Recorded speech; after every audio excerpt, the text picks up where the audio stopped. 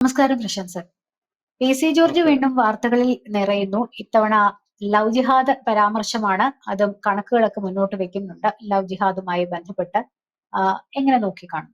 P C ജോർജിന്റെ വായടപ്പിക്കാൻ നിൽക്കുന്നു.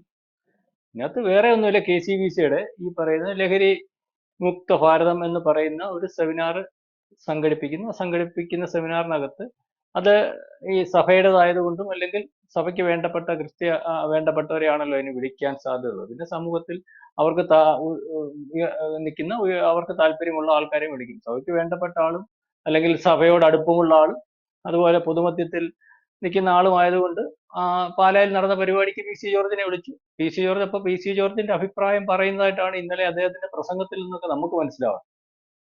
അദ്ദേഹം പറഞ്ഞത് ഈ ഈ പറയുന്ന മയക്കുമരുന്ന് അല്ലെങ്കിൽ ഇത്തരത്തിലുള്ള കാര്യങ്ങൾക്കകത്ത് പിള്ളേരുടെ ആയാലും കോളേജിൽ പഠിക്കുന്ന പിള്ളേരായാലും സ്കൂളിൽ പഠിക്കുന്ന പിള്ളേരായാലും അവർക്ക് അതിനകത്ത് പെടാതിരിക്കുന്നതിന് വേണ്ടി ഈ പറയുന്ന അധ്യാപകരെ മാത്രം വഴിയാരി പോകുന്നതിനകത്ത് കാര്യമില്ല.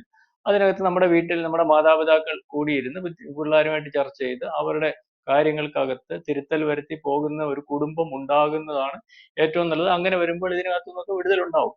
അപ്പൊ അത്തരത്തിലുള്ള കുടുംബ പശ്ചാത്തലങ്ങളും അല്ലെങ്കിൽ ചർച്ചയും ഉണ്ടാകുന്ന കുടുംബങ്ങൾ ഉണ്ടാകുന്നില്ല. പറഞ്ഞു വന്നപ്പോൾ പുള്ളി പറഞ്ഞു മീനച്ചലില് ഈ പറയുന്നത് പോലെ ക്രിസ്ത്യൻ കുടുംബങ്ങൾ കാത്തുപറ്റുന്ന കുഴപ്പം മീനച്ചൽ താലൂക്കിനകത്ത് 400ഓളം കുട്ടികൾ അനാഥമായിട്ടുണ്ട്. അതിനകത്തൊരു 41 തിരിച്ചു പിടിക്കാൻ സാധിച്ചുള്ളൂ. അതായത് ഈ പറയുന്ന കല്ലറക്കാട്ട് പിതാവ് നേരത്തെ പറഞ്ഞ ലവ് ജിഹാദ് അല്ലെങ്കിൽ നർക്കോട്ടിക് ജിഹാദിനൊക്കെ ഉദാഹരണം കാണിക്കുന്ന ഒരു രീതിയാണ് പറഞ്ഞത്. അതിനകത്ത് ഈ 400 പെൺകുട്ടികൾ അവിടെ നിന്ന് ഇതര മതസ്ഥരെ അല്ലെങ്കിൽ അവർ പറയുന്ന തട്ടിക്കൊണ്ടു പോകുന്നു. അതിനകത്ത് 41 തിരിച്ച് കിട്ടുന്ന ഒരവസ്ഥ എന്നുള്ള രീതിയിൽ അതിനകത്ത് അത് ലവ് ജിഹാദാണ്. അത്തരത്തിലുള്ള കാര്യങ്ങൾക്കകത്ത് പെട്ടുപോകാതെ ക്രിസ്ത്യൻ കുടുംബങ്ങൾ ശ്രദ്ധിക്കണം. അതിനകത്ത് അത്തരത്തിൽ ശ്രദ്ധ വേണമെന്നുണ്ടെങ്കിൽ കുഞ്ഞുങ്ങളെ വളരെ കൃത്യമായിട്ട് അതിന്റെ പ്രായത്തിനകത്ത് കല്യാണം കഴിപ്പിക്കണം. പുള്ളിയുടെ ആ പറച്ചിലിനകത്തൊന്ന് 25 വയസ്സിനകത്ത് കല്യാണം കഴിപ്പിക്കണം. 25 വയസ്സ് കഴിഞ്ഞിട്ട് പഠിക്കാൻ വേണമെങ്കിൽ പഠിക്കാൻ പോകണം. ഈ പിള്ളേർക്ക് വരുമാനം ഉണ്ടെന്ന് കണ്ട് അല്ലെങ്കിൽ ജോലി കിട്ടിയ സ്ത്രീകളെ അല്ലെങ്കിൽ കുട്ടികളെ ചില വീട്ടിൽ കല്യാണം കഴിപ്പിക്കാൻ നിർത്തി അതിന്റെ മാക്സിമം വരുമാനം എടുക്കുന്ന ഒരു രീതിയുണ്ട്.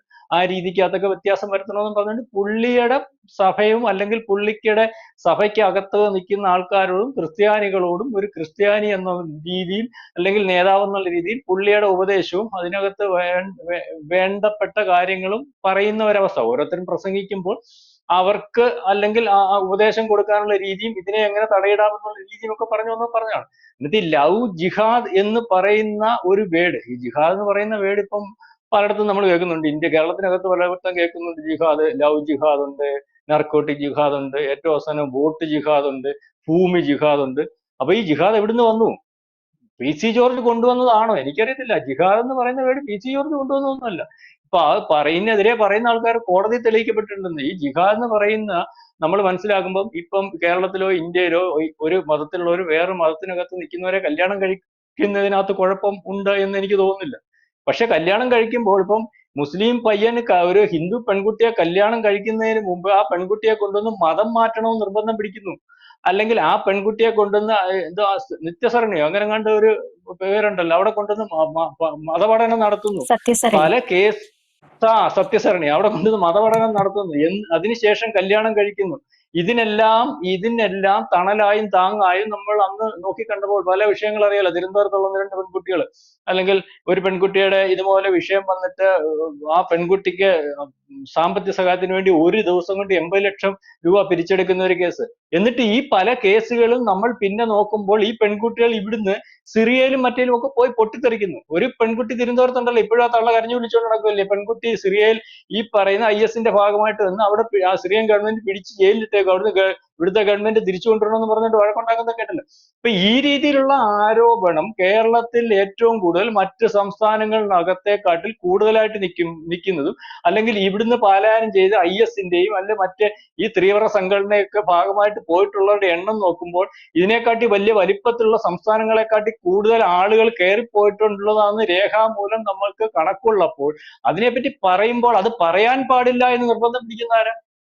ഇവര് പറയുന്നത് ഇതിനകത്ത് മതമൗല്യവാദികളുടെ കാര്യമാണല്ലോ. ഒരുപക്ഷെ പി സി ജോർജ് പറയുന്നതും അല്ലെങ്കിൽ കല്ലറയ്ക്കൽ പിതാവ് പറഞ്ഞതും ഒക്കെ മൊത്തം മുസ്ലിങ്ങളുടെ കാര്യം പറഞ്ഞില്ലല്ലോ. ഇന്നലെയും പി സി ജോർജിന്റെ മകൻ ഷോൺ ജോർജ് പറഞ്ഞത് ഇവിടെ ഈരാട്ടുപേറ്റയിൽ വിഷയമുണ്ട്, ഇവിടെ പ്രശ്നമുണ്ട്, ഇവിടെ മതമൂല്യവാദികളുണ്ട്, അത് മൊത്തം മുസ്ലിങ്ങളല്ല, അതിനകത്തൊരു 5% വരുന്ന ആൾക്കാരാണ്.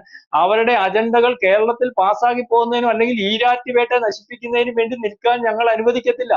അത് പറയുന്നതിനകത്ത് എന്താ തെറ്റ്? ഈ പി സി ജോർജിന്റെ കാര്യം ഇന്നലെ മീനച്ചൽ, അദ്ദേഹത്തിന് പരിചയമുള്ള താലൂക്കായിരിക്കും, അദ്ദേഹത്തിന്റെ പ്രദേശമായിരിക്കും, അവിടുത്തെ അദ്ദേഹത്തിന്റെ ക്രിസ്ത്യൻ കുടുംബങ്ങൾക്കകത്തുള്ള ആൾക്കാരെ വളരെ വ്യക്തമായിട്ട് അദ്ദേഹത്തിന് അറിയാമായിരിക്കും. അതിനകത്ത് 400 എന്ന് പുള്ളി പറഞ്ഞു, 41 പേരെ തിരിച്ചു കിട്ടിയെന്ന് പറഞ്ഞു. അതിന്റെ കണക്കും കാര്യങ്ങളൊന്നും അറിയത്തില്ല. പി സി ജോർജ് തന്നെ വ്യക്തമാക്കുന്നത്. അതിനകത്ത് എന്താണ് ഈ പറയുന്നത് പോലെ വർഗീയ ധ്രുവീകരണം?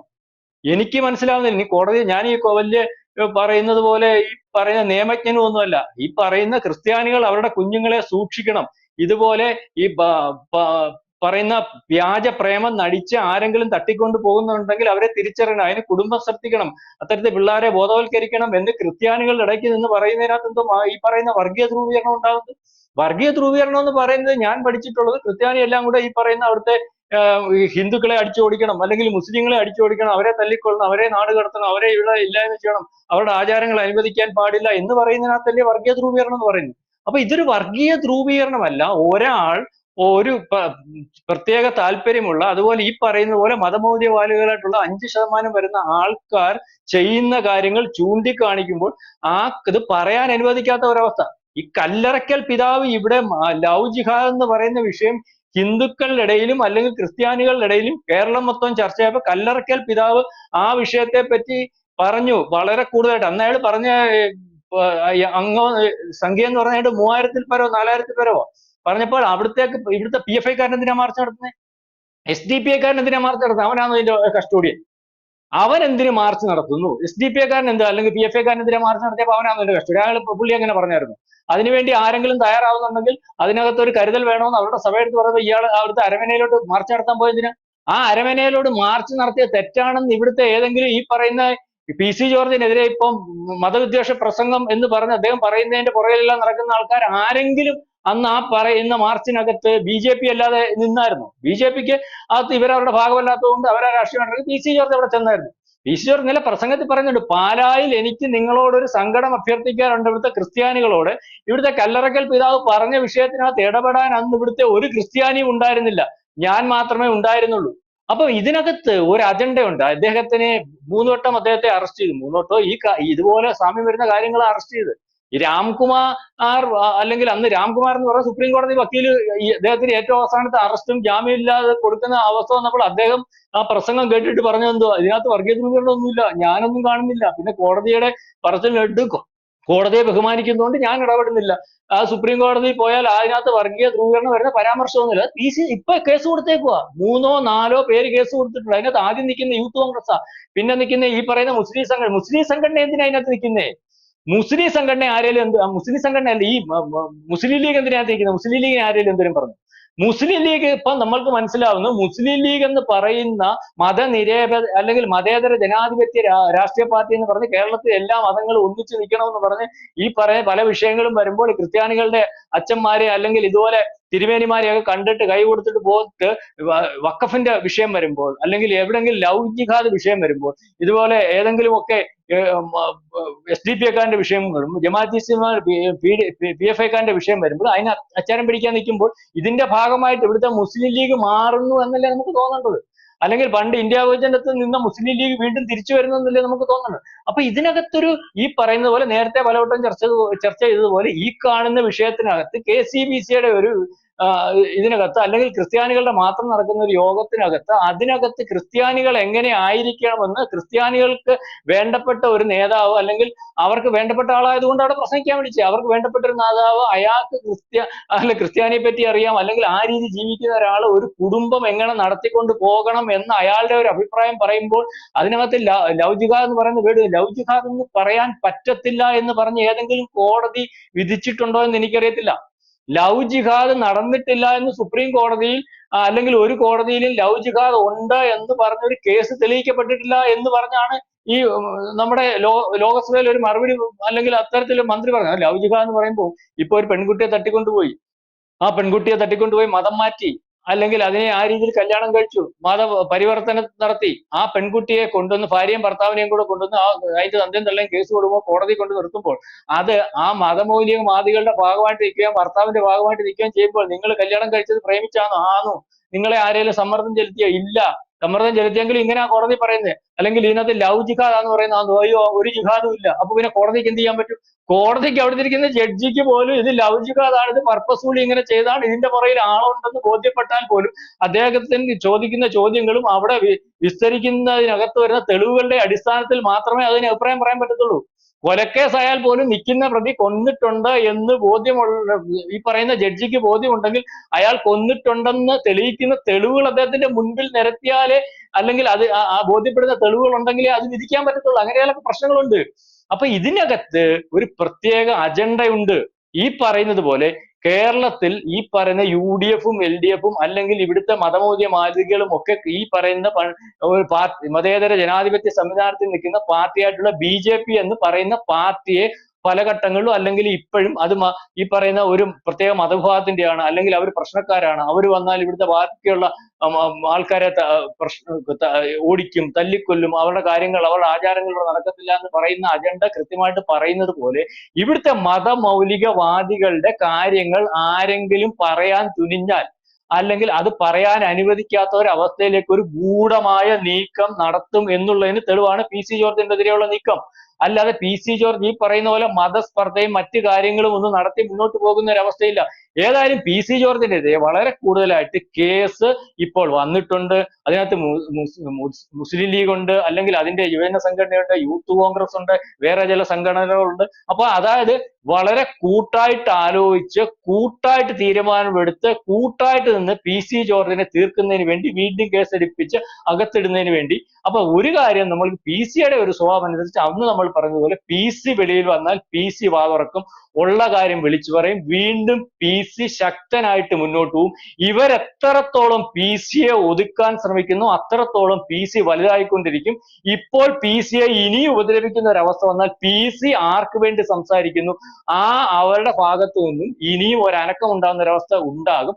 കൈവെട്ടിയപ്പോൾ അനങ്ങാത്ത ക്രിസ്ത്യാനി, കല്ലറയ്ക്ക പിതാവിന്റെ അരമനയിലോട്ട് മാർച്ച് ചെയ്തപ്പോൾ അനങ്ങാത്ത ക്രിസ്ത്യാനി, പള്ളിയിൽ കയറി പള്ളിയിലച്ഛന്റെ നെഞ്ചത്ത് ബൈക്ക് വെച്ചപ്പോൾ അനങ്ങാത്ത ക്രിസ്ത്യാനി, അല്ലെങ്കിൽ പരസ്യമായിട്ട് ഒരു പ്രശ്നം വേണ്ട തീരുമാനിച്ച ക്രിസ്ത്യാനി, ഇതുപോലെ അവരുടെ കാര്യങ്ങൾ പറയുന്നതിന് വേണ്ടി ഒരാൾ തുനിഞ്ഞിറങ്ങുമ്പോൾ അതിനകത്ത് ഈ മതമൗലികവാദികളുടെ ഭാഗമായിട്ട് നിന്ന് മുസ്ലിം ലീഗ് ഉൾപ്പെടെ കോൺഗ്രസ് ഉൾപ്പെടെ അല്ലെങ്കിൽ ഇവിടുത്തെ ഭരണകക്ഷി ഉൾപ്പെടെ ഉള്ളവർ നിൽക്കുന്ന ഒരവസ്ഥ വന്നാൽ അവർ പരസ്യമായിട്ട് PC-ക്ക് അനുകൂലമായി PC പറയുന്നത് ഏറ്റു പറയുന്ന ഒരു രീതിയിലേക്ക് കാര്യങ്ങൾ വരും എന്നാണ് എനിക്ക് തോന്നുന്നത്. ഏതായാലും എനിക്ക് മനസ്സിലാകുന്ന ഒരു മതവിദ്വേഷം ഇന്നലത്തെ ആ പ്രസംഗത്തിനകത്ത് ഞാൻ കാണുന്നില്ല.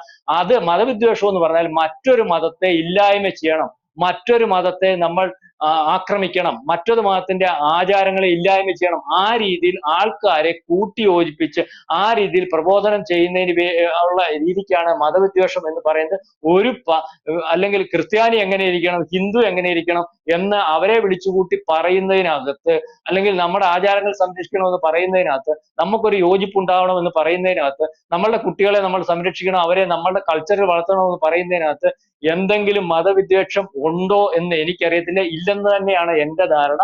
ഏതായാലും PC മുന്നോട്ട് തന്നെയാണ്, യാതൊരു കുഴപ്പമോ അല്ലെങ്കിൽ സങ്കോചമോ ഒന്നുമില്ലാതെ സധൈര്യം മുന്നോട്ട് തന്നെയാണ്. ഇറങ്ങിയപ്പോൾ പറഞ്ഞതുപോലെ ഈ മതമൗലികവാദികൾക്ക് വേണ്ടി അല്ലെങ്കിൽ അവരുടെ പ്രവൃത്തിക്കെതിരായിട്ട് ഇനിയും ഞാൻ വേണ്ടിയല്ല അവർക്കെതിരായിട്ട് സംസാരിക്കുമെന്ന് പറഞ്ഞു. അതുപോലെ PC വേറൊരു കാര്യം കൂട്ടിച്ചേർത്തു.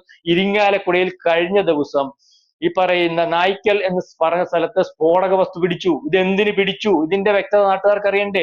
കേരളം മൊത്തം കത്തിക്കാൻ പ്രാപ്തമായിട്ടുള്ള സ്ഫോടക വസ്തുവാണ് പിടിച്ചിരിക്കുന്നത്. ഇതിന്റെ ദുരൂഹത നീങ്ങണം. എന്തിന് ഇരിങ്ങാലക്കുടയിൽ ഇത് വരുന്നു? ഇരിങ്ങാലക്കുട ദുരൂഹമാകുന്നു, ഇരിങ്ങാലക്കുടയിൽ പ്രശ്നങ്ങൾ ഉണ്ടാകുന്നു, ഇരിങ്ങാലക്കുടയിൽ ചില ആൾക്കാർ ചില പ്രത്യേക താല്പര്യങ്ങൾ സംരക്ഷിക്കാൻ ശ്രമിക്കുന്നു, ഇരിങ്ങാലക്കുടയിൽ ആൾക്കാർ ഭയപ്പെട്ട് ജീവിക്കുന്ന ഒരു അവസ്ഥയുണ്ടെന്ന് തോന്നുന്നു. ഇത് തന്നെയാണ് PC ജോർജ് പറഞ്ഞുകൊണ്ടിരിക്കുന്നത്. എന്തായാലും വരും ദിവസങ്ങളിൽ നമുക്ക് കാണാം PC-ക്കെതിരെ കേസുണ്ടാകുമോ, PC ഇനിയും എന്ത് പറയുമോ, PC-ക്ക് വേണ്ടി നിൽക്കുന്നവർ എന്ത് പറയുമോ എന്നൊക്കെ നമുക്ക് കണ്ടു തന്നെ ഇരിക്കുന്നു. ഏതായാലും PC-ക്കെതിരെയുള്ള ഒരു ഒരുക്കം അത് വളരെ നിഗൂഢമായ അല്ലെങ്കിൽ പ്ലാനിങ്ങോട് കൂടിയ ഒരുക്കം തന്നെയാണെന്നാണ് നമുക്ക് ബോധ്യമാകുന്നത്.